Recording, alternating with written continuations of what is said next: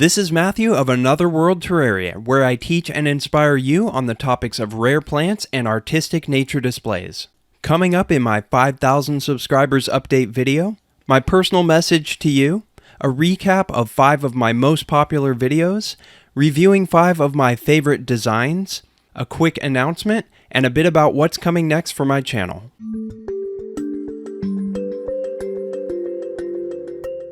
I'll start off with the most important thing, which is my personal message to you, my subscribers and fans.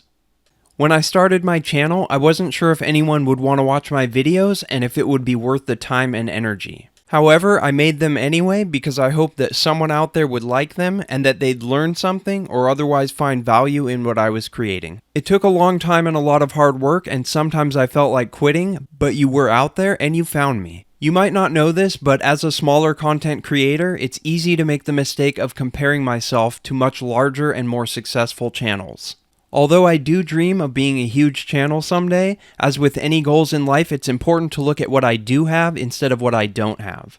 And when I do that, what I see are 5,000 people who care what I have to say and get value from what I'm doing, and I appreciate every single one of you.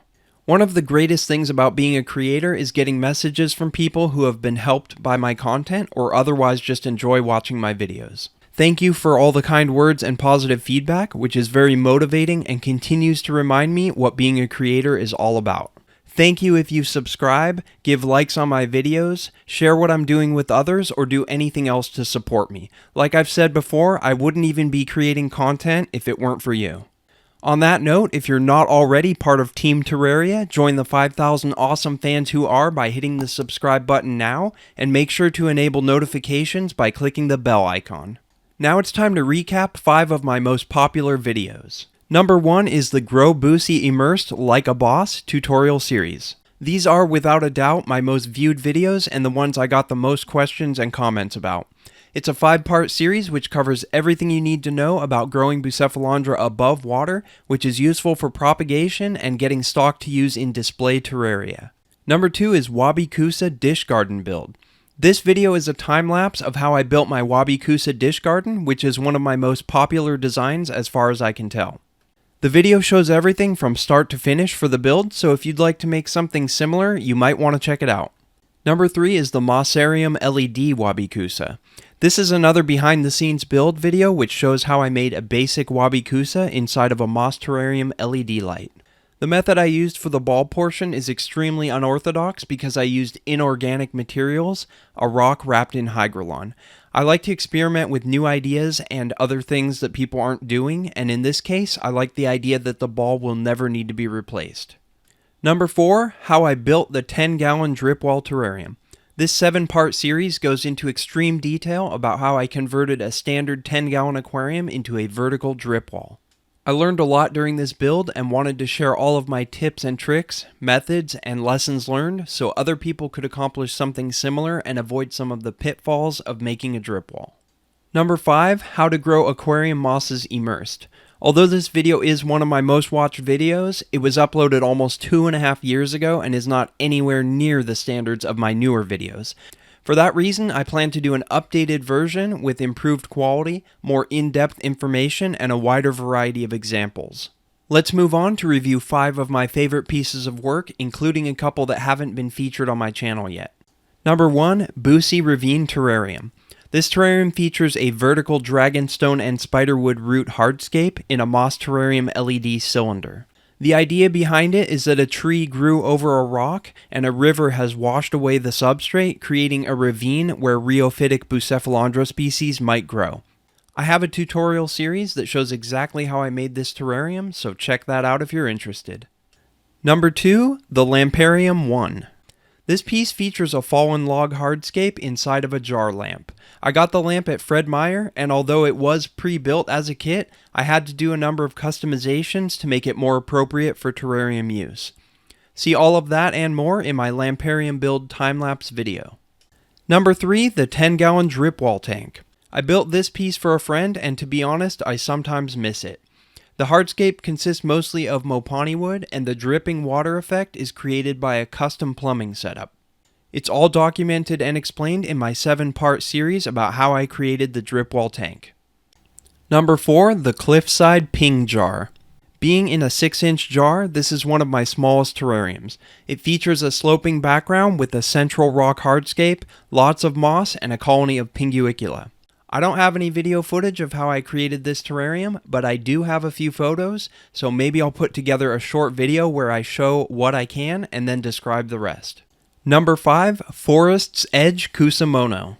This nature display is categorized as a kusamono. The kusamono art form, as well as the closely related shitakusa, are meant to be a naturalistic representation of a particular environment.